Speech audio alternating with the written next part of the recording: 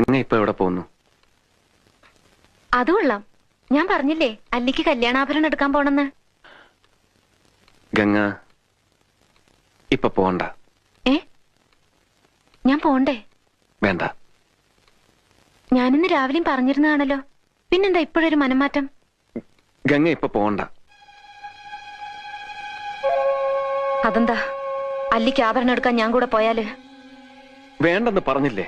എന്താ എന്താ ഞാൻ കൂടെ പോയാല്? പോകണ്ട.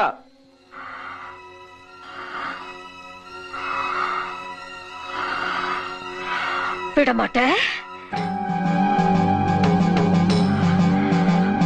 വിടമാട്ടെ.